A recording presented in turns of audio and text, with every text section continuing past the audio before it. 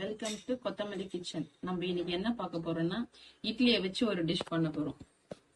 இட்லி எப்பவுமே நம்ம வீட்டுல அதிகமா மீந்துரும், ஆனா அதை சாப்பிட மாட்டாங்க பசங்க பழசுன்னு சொல்லி. ஸோ அதனால நம்ம இப்ப இட்லியை வச்சு ஒரு சில்லி இட்லி பண்ணலான் இருக்கோம்.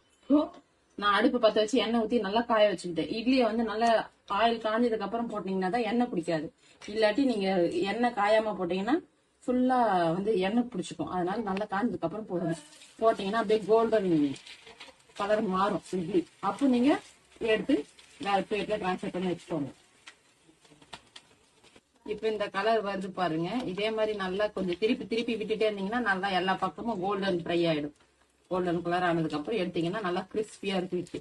இதே மாதிரி மத்த இட்லியும் பொரிச்சு எடுத்துக்கலாம். நல்லா இந்த கோல்டன் கலர் ஆயிடுச்சு. இப்ப பாருங்க, தட்டுல போடுற எண்ணெய் மாதிரி சவுண்ட் வச்சு பாருங்க.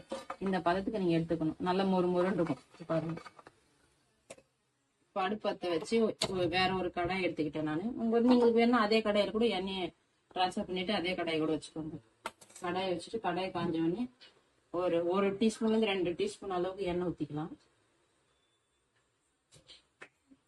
இதுக்கு எண்ணெய் ரொம்ப தேவைன்னு கிடையாது, சும்மா லைட்டா எண்ணெய் ஊத்தினா போதும். எண்ணெய் நல்லா காஞ்சதுக்கு அப்புறம் ஒரு பொருளா சேர்த்துக்கலாம்.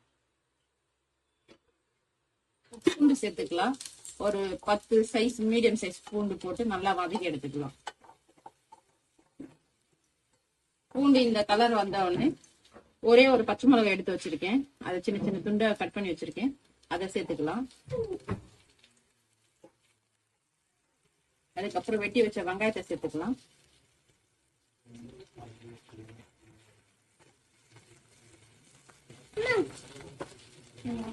என்கிட்ட இந்த பச்சை கலர் குடம் மிளகா இருந்துச்சு. உங்க வீட்டு என்ன கலர் குடம் மிளகா இருக்கோ அதை சேர்த்துக்கோங்க. நான் ஒரு குட்டி உண்டு சைஸ் மீடியம் சைஸ்ல இருக்கிற குடம் மிளகா சேர்த்துக்கிட்டேன்.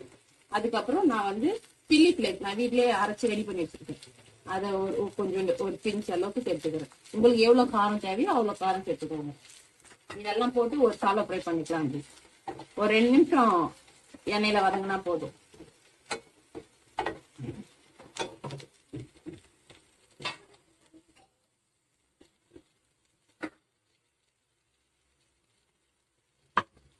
இந்த அளவுக்கு கொஞ்சம் ஒரு 2 மினிட்ஸ் வதங்கினதுக்கு அப்புறம் கொஞ்சமா வந்து சோயா சாஸ் எடுத்துக்கலாம். சும்மா ஒரு குட்டி ஒன்று ஒரு 10 டிராப் இருக்கு நல்லது.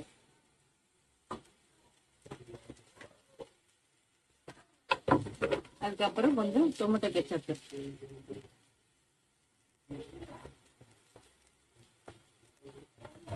இது எல்லாத்தையும் சேர்த்து நல்லா அப்படி ஃப்ரை பண்ணி எடுத்துக்கலாம்.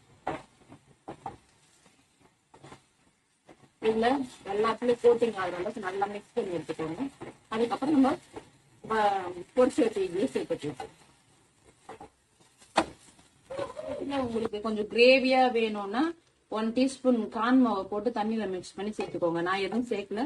கொஞ்சோண்டு வேணா உங்களுக்கு நான் எனக்கு வாட்டர் ஆட் பண்ணிக்கிறேன். நீங்களும் கொஞ்சமா வாட்டர் ஆட் பண்ணிக்கோங்க உங்களுக்கு வேணும்னா. வேணும்னா அப்படியே நான் சாஸ் போட்டு நீங்க இது பண்ணிக்கலாம். இப்போ நம்ம இட்லியை சேர்த்துக்கலாம்.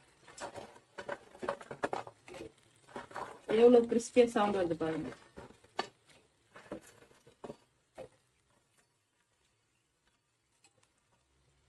இப்ப எல்லாத்தையும் மிக்ஸ் பண்ணி ஒரு 2 மினிட்ஸ் அந்த சாஸ் எல்லாம் இதுல நல்லா கொஞ்சம் போட்டு ஆன வரைக்கும் நல்லா மிக்ஸ் பண்ணி எடுத்துக்கலாம்.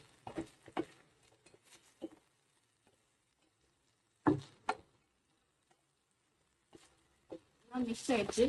இந்த ஸ்டேஜ்ல ஸ்ப்ரிங் ஆனியன் இருந்தா ஸ்ப்ரிங் ஆனியன் சேர்த்துக்கோங்க. என்கிட்ட கொத்தமல்லி இருக்கு, ஸ்ப்ரிங் ஆனியன் இல்ல, அதனால நான் கொத்தமல்லி சேர்த்துக்கிறேன். சேர்த்து ஒரு கரட்டி ஆஃப் பண்ணி ஸ்டவ் பண்ணுங்க. உங்க கிட்ஸ் எல்லாரும் ரொம்ப விரும்பி சாப்பிடுவாங்க. இது இட்லினே தெரியாத அளவுக்கு இருக்கு. சாப்பிட்டு பார்த்து சொல்லுங்க எப்படி இருந்துச்சு.